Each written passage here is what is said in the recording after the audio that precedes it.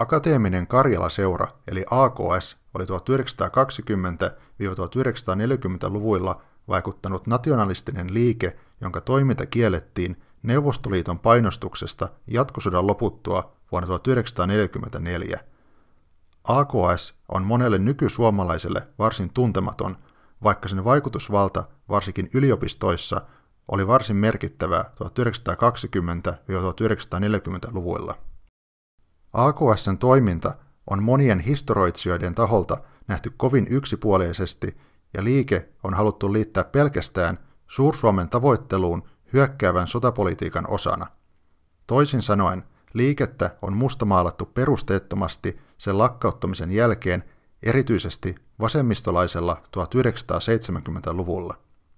Vasta Neuvostoliiton kaaduttua 1990-luvulla on AKS:n toiminta nähty laajemmin ja sen tarpeeton mustamaalaaminen on vähentynyt.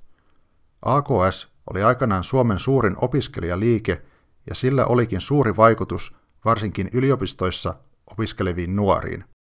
Moni sodan jälkeisessä Suomessa vaikuttanut yliopiston opettaja, valtion virkamies, poliitikko ja yritysjohtaja oli Akateemisen Karjala-seuran kasvatti ja seuran henkinen perintö oli monessa sen entisessä jäsenessä vielä vuosikymmeniä seuran 1944 lakkauttamisen jälkeen.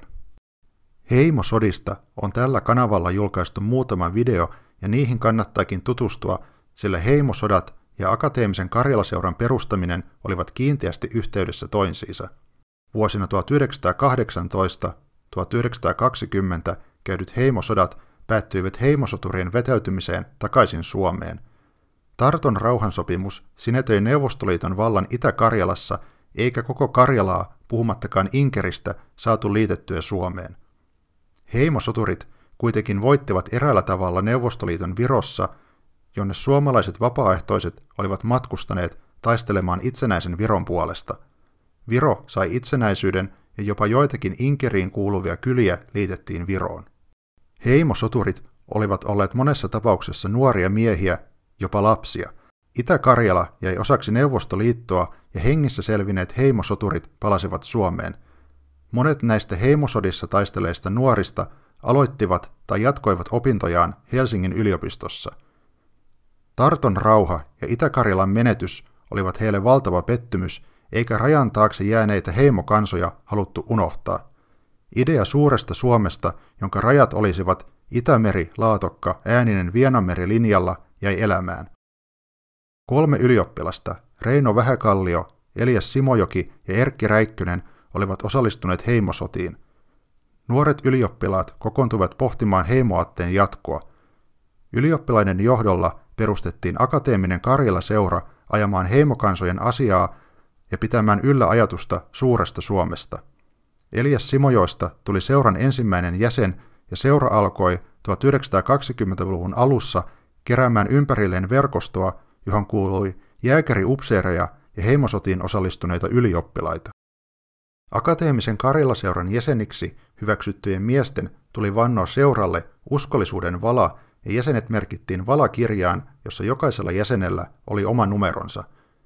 Vain miespuoliset henkilöt hyväksyttiin jäseniksi, mutta naisilla oli oma järjestönsä nimeltään Naisylioppilaiden Karjala-seura. Valassa uudet jäsenet vannoivat uhraavansa elämänsä Suomelle ja taistelevansa suuren Suomen, Karjalan ja Inkerin puolesta. Valassa ja valatilaisuudessa oli nähtävissä mystiikkaa ja salaseuramaista toimintaa, joissa kulttiesineillä oli tärkeä merkitys. Tärkein esine seurassa oli lippu, jonka nauhoihin oli ommeltu luoti, joka oli koitunut Repolan entisen nimismiehen Bobby Sivénin kohtaloksi. Bobby Sivén oli Karjala-seuralle marttyyri, sillä Sivén oli ampunut itsensä kuullessaan, että Suomi luovutti Itä-Karjalassa olevan Repolan pitäjän Neuvostoliitolle osana Tarton rauhansopimusta. Akateemisen Karjala-seuran asennetta Venäjää ja venäläisyyttä kohtaan voidaan nykyisen mittapuun mukaan pitää rasistisena. Vihamielinen asenne Venäjää kohtaan ei ollut AKS:n keksintö, vaan AKS jatkoi jo sortovuosina alkanutta asennetta. Venäjä oli yrittänyt liittää Suomen suuriruhtinaskunnan tiukemmin Venäjään, suomen kielen asemaa ja suomalaisia instituutioita oli pyritty heikentämään, kunnes ensimmäinen maailmansota ja lopulta Suomen itsenäistyminen lopetti kehityskulun.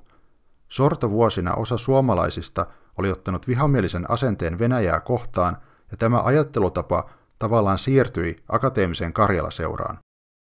Vihamielistä asennetta lisäsi Neuvostoliiton perustaminen ja bolshevikkien sortotoimet suomensukuisia kansoja kohtaan. Vihamielinen asenne venäläisyyttä kohtaan kohdistui myös entisiin Venäjän armeijan suomalaisiin upseereihin, joita AKS vaati poistettavaksi Suomen armeijasta. Hyökkäsi yksittäisiä AKS:n jäseniä verbaalisesti jopa Mannerheimia vastaan, mutta yleisesti ottaen valkoisen armeijan ylipäällikkö ja miekantuppi päivänkäskyn antaja Mannerheim pysyi AKS:n arvostelun ulkopuolella, vaikka Mannerheim olikin palvellut Venäjän armeijassa. AKS:n sisällä vaikutti salaseura Vihan veljet, joiden keskuudessa venäläisvastaisuus saavutti jopa uskonnollisia piirteitä. Eipä ollutkaan ihme, että AKS joutui lakkautetuksi heti jatkosodan päätyttyä Neuvostoliiton painostuksen johdosta. Akateeminen Karjala-seura ajoi suomen kielen aseman parantamista. Käytännössä tämä tarkoitti hyökkäystä ruotsinkielistä liike-elämää vastaan. AKS:n mielestä pienellä ruotsinkielisellä liike-elämän johdolla oli liian merkittävä asema Suomessa ja Suomeen tarvittiin lisää suomenkielisiä merkittäviin asemiin. Myös upseereista oli AKS:n mielestä liikaa ruotsinkielisiä ja suomenkielisiä upseereita tarvittiin enemmän, käytännössä houkuteltua suomenkielisiä nuoria kadettikouluun. Koska AKS vaikutti opiskelijoiden keskuudessa ja sen johtohenkilöt olivat järjestön perustamisvaiheessa opiskelijoita, kävi seura taisteluun Helsingin yliopistosta, jossa se katsoi ruotsin kielellä olevan liian vahva asema. Yliopiston hallintokieli vaadittiin suomeksi ja lopulta tavoitteeseen myös päästiin, kun uusi yliopistolaki saatiin voimaan. Lopulta AKS:stä muodostui Suomessa merkittävin opiskelijaliike ja sen painostusvoima kasvoi huomattavaksi yliopistoissa. AKS vaati lisää myös suomenkielisiä oppikouluja ja ruotsinkielen aseman muuttamista vastaamaan ruotsinkielisen väestön osuutta maan väkiluvusta. Aito suomalaisuus eli suomen kielen aseman kohentaminen sai myös merkittävää poliittista tukea maalaisliitolta, jonka kannatus tuli valtaosaksi suomenkielisten maakuntien alueelta. Aito suomalaisuuspolitiikan taakse asettuivatkin muun muassa Urho Kekkonen ja Kyösti Kallio. Aito suomalaisuus houkuttelikin AKS:n pariin paljon maalaisliittolaisia, kunnes osa näistä henkilöistä jätti seuran sen käännyttyä tukemaan Lapuan liikettä ja myöhemmin isänmaallista kansanliikettä. 1920-luvulla Maalaisliiton ja AKS:n tavoitteet suomen kielen aseman kohentamisesta kohtasivatkin monelta osin. Heimoaate on monesti nähty vain Suur-Suomen rakentamisena haaveena Itä-Karjalan liittämisestä Suomeen. Heimoaate oli kuitenkin paljon muutakin kuin vain tavoitteita Suomen alueen laajentamisesta. Heimosotien päätyttyä 1920-luvun alussa Suomeen virtasi Venäjän Karjalasta tuhansia pakolaisia Suomen rajan yli. Pakolaiset olivat karjalaisia, vepsäläisiä ja inkeriläisiä, jotka pakenivat bolshevikkivaltaa. Suomessa pakolaisten olot olivat varsin tylyt, eikä köyhällä maalla ollut suuria resursseja auttaa heitä. Akateeminen Karjala-seura ottikin asiakseen auttaa heimopakolaisia järjestäen heille muun muassa majoitusta ja työpaikkoja. AKS piti läheistä yhteyttä pakolaisten perustamiin yhdistyksiin ja ylipäätään otti heidät mukaan Neuvostoliiton ja kommunismin vastaiseen työhön. AKS huolestui myös Pohjois-Ruotsin suomea puhuvista asukkaista, jotka asuivat Tornionjokilaaksossa. AKS syytti Ruotsia suomenkielisten pakkoruotsalaistamisesta ja suomen kielen aseman syrjimisestä. Tornionjokilaakson suomalaiset ja jopa Pohjois-Norjan Ruijan suomalaiset nähtiin samalla tapaa heimokansoiksi kuin Itä-Karjalan karjalaiset. Pohjois-Ruotsin suomalaisten asiaa pidettiin esillä AKS:n toimesta Suomessa ja Ruotsiin lähetettiin painotuotteita ja pidettiin valistustilaisuuksia. Yksi akateemisen Karjala-seuran toiminnan kulmakivistä oli maanpuolustustyö. Jo varhaisista ajoista alkaen AKS oli huolissaan Suomen puolustuskyvystä ja seura ottikin hyvin hyökkääviin sanankäänteen kantaa Suomen matalaan puolustusbudjettiin. AKS:n mukaan suomensukuisia heimoja ei voitaisi auttaa eikä niiden asiaa ajaa, jos Suomi itse joutuisi Neuvostoliiton hyökkäyksen kohteeksi ja osaksi Neuvostoliittoa Itä-Karjalan ja Inkerin tavoin. AKS katsoi, että Venäjä oli joutunut vuosina 1917–1920 vain väliaikaisen heikkouden tilaan, jonka aikana Suomen oli onnistunut saamaan itsenäisyyden. AKS huomautti, että Venäjä tulisi nousemaan heikkouden tilastaan ja Suomi joutuisi itäisen naapurin painostuksen kohteeksi ennemmin tai myöhemmin. Sota Suomen ja Neuvostoliiton välillä oli AKS:n mukaan väistämättä edessä, ja tämä ennustus toteutuikin talvisodan sytyttyä vuonna 1939. Idän vaarasta johtuen AKS:n mukaan kansalaisten maanpuolustushenkeä oli kohotettava ja puolustusbudjetti nostettava. AKS halusi maanpuolustustyöhön mukaan mahdollisimman suuren osan suomalaisista riippumatta heidän poliittisesta vakaumuksestaan tai sosiaalisesta asemastaan. Eräällä tavalla AKS halusikin eheyttää sisällissodan jakaman kansan taisteluun Neuvostoliiton uhkaa vastaan. Akateeminen Karjala-seura kantoi huolta myös varusmiesten asemasta. Vasta itsenäistyneessä Suomessa varusmiesten kasarmiolot, varusteet ja koulutus olivat heikolla tasolla. AKS:n mielestä koulutus oli ala-arvoista ja se oli käytännössä varusmiesten simputtamista. AKS väitti, että Suomen armeijaan oli pesiytynyt Venäjän armeijassa palvelleiden upseerien mukana simputuskulttuuri, joka ei parantanut maanpuolustustahtoa eikä kehittänyt sotilaallista osaamista. AKS halusikin, että varusmiesten kouluttaminen keskittyisi itse asiaan ja upseerien oli saatava koulutettavien arvostus muilla keinoilla kuin varusmiesten alistamisella ja simputuksella. AKS julistikin, että idästä tulleet sivistymättömät koulutusmetodit eivät kuuluneet Suomen armeijaan. AKS:n mielestä armeijan tuli houkutella sotilasuralle ja nuorten arvostettava varusmiespalvelusta. Simputukseen perustunut varusmieskoulutus ei AKS:n mielestä nostanut armeijan ja varusmiespalveluksen arvostusta nuorten miesten keskuudessa. AKS:n onnistuikin nostamaan varusmiespalveluksen epäkohdat esille 1930-luvulla ja koulutus paranikin Suomessa vuoteen 1939 tultaessa.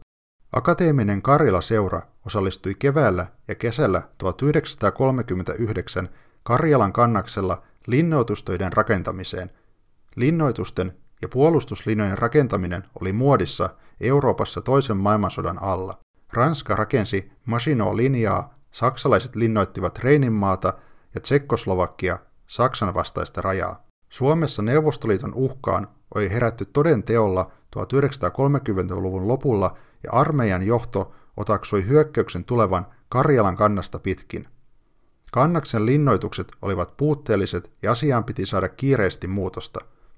Yhdessä puolustusministeriön ja suorituskuntien kanssa AKS toteutti vapaaehtoisvoimin puolustuslinjan rakentamisen Kannakselle.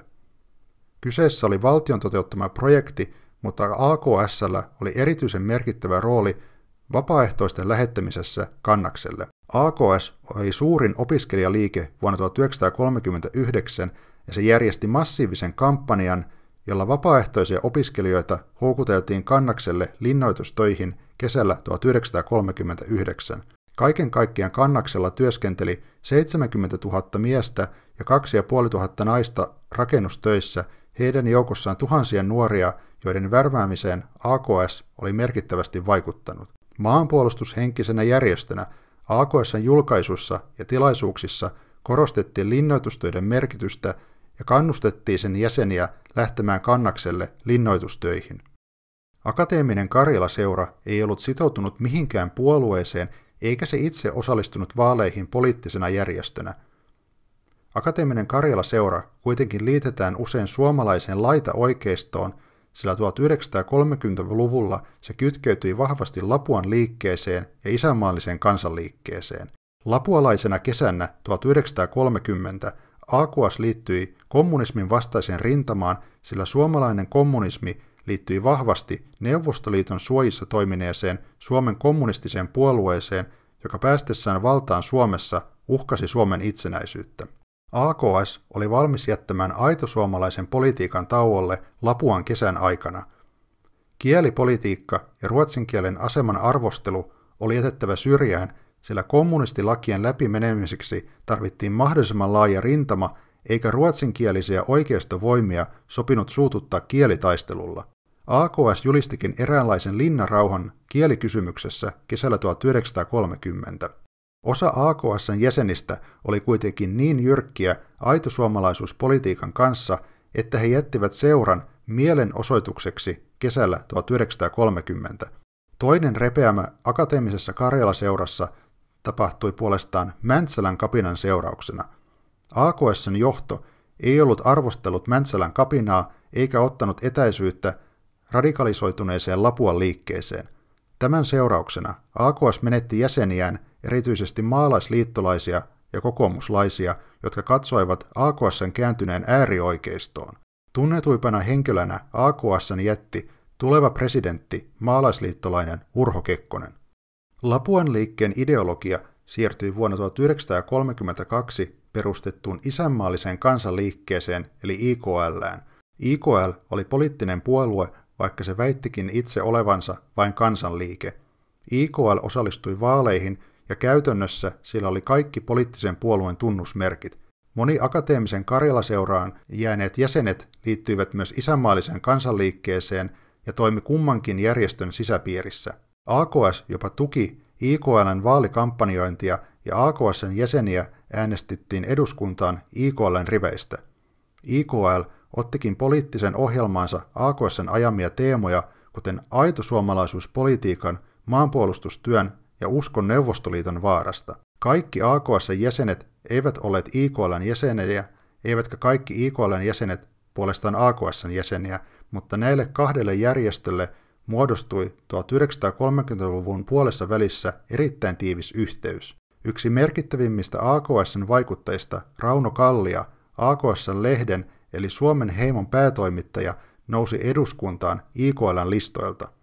AKS:n valaajäsen numero 1, Elias Simojoki, puolestaan johti IKL:n nuorisojärjestöä. Useita naisylioppilaiden Karjala-seuran jäseniä puolestaan vaikutti isänmaallisen kansanliikkeen naisjärjestössä Uudessa Huomenessa. 1930-luvun lopulla ja sotien aikana AKS kuitenkin etääntyi isänmaallisesta kansanliikkeestä. AKS halusi erityisesti maanpuolustustyön taakse laajempia kansanjoukkoja, jolloin julkisesti esille tuotu tuki IKL:ää kohtaan väheni. Seuraan ja maanpuolustustyöhön haluttiin myös sosiaalidemokraatteja ja maalaisliittolaisia, joten asettuminen yhden poliittisen puolueen taakse ei olisi auttanut tätä tavoitetta. AKS onnistuikin saamaan maanpuolustustyöhön, kuten Kannaksen linnautustöihin, laajoja kansanryhmiä ja seuralla olikin talvisodan kynnyksellä hyvät suhteet valtioon, toisin kuin isänmaallisella kansanliikkeellä, joka oli eräänlaisessa poliittisessa eristyksessä muiden puolueiden toimesta. Voidaankin sanoa, että AKS koki eräänlaisen äärioikeistolaisen vaiheen 1930-luvulla, mutta palasi jollakin tavalla juurilleen vuosikymmenen lopulle tultaessa. Koska AKS oli erittäin Neuvostoliiton vastainen järjestö, joutuisi lakkautetuksi syyskuussa 1944. Neuvostoliitto ei itse asiassa ehtinyt edes vaatimaan seuran lakkauttamista, mutta tietoisia Neuvostoliiton asenteista AKS:ää kohtaan lakkautettiin se jo etukäteen ennen virallista vaatimista. AKS:n rinnalla myös sen sisarjärjestö, naisylioppilaiden Karjala-seura, joutui lakkautetuksi. Samaan lakkautettavien järjestöjen listaan kuuluivat myös isänmaallinen kansanliike, suojeluskunnat ja Lotta Svärd, joita Neuvostoliitto piti itselleen vihamielisinä ja fasistisina järjestöinä.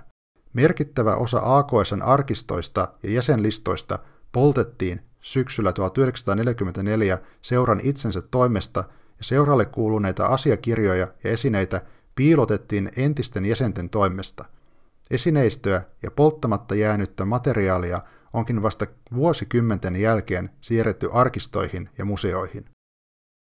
Vaikka AKS:n toiminta loppui virallisesti syksyllä 1944, oli entisillä seuran jäsenillä merkittävä vaikutus suomalaiseen yhteiskuntaan erityisesti 1950–1960-luvuilla. Koska AKS oli ollut ylioppilasjärjestö, olivat sen entiset jäsenet korkeasti koulutettuja, joka osaltaan vaikutti heidän pääsynsä merkittäviin asemiin virkamiehistössä ja yritysten johdossa. Monet entiset AKS:n jäsenet toimivatkin aktiivisesti kulisseissa kommunismia vastaan tarkoituksena torpata SKDL:n eli kommunistien valtapyrkimykset sodan jälkeisessä Suomessa. Entiset AKS:n jäsenet järjestelivät kulisseissa myös porvaripuolueiden ja SDP-liittoa kommunistien uhkaa vastaan eduskuntavaaleja silmällä pitäen. Entisiä seuran jäseniä kokoontui yhteen vuosikymmeniä itse AKS:n lakkauttamisen jälkeen, ja heidän toiminnallaan olikin merkitystä kommunismin vastustamisessa sodan jälkeisinä vuosikymmeninä. Voidaankin ajatella, että Akateemisen Karjalaseuran voimakas maanpuolustustahto ja halu säilyttää Suomen itsenäisyys Neuvostoliittoa ja kommunismia vastaan jatkui läpi vuosikymmenten sodan jälkeisessä Suomessa henkisenä AKS:n perintönä. AKS:n neuvostoliittovastaisuus olikin varmasti syynä siihen, miksi seuraa arvosteltiin vasemmiston toimesta sodan jälkeisinä vuosikymmeninä. Moni päättävä taho oli rähmällään Neuvostoliittoon, ja ennen sotia toimineet neuvostovastaiset järjestöt oli helppo tuomita kylmän sodan aikaisessa Suomessa. Toisaalta on myös hyvä muistaa, että AKS kannatti Itä-Karjalan liittämistä Suomeen ja sen kautta melko aggressiivista ulkopolitiikkaa Neuvostoliittoa kohtaan jatkosodan aikana.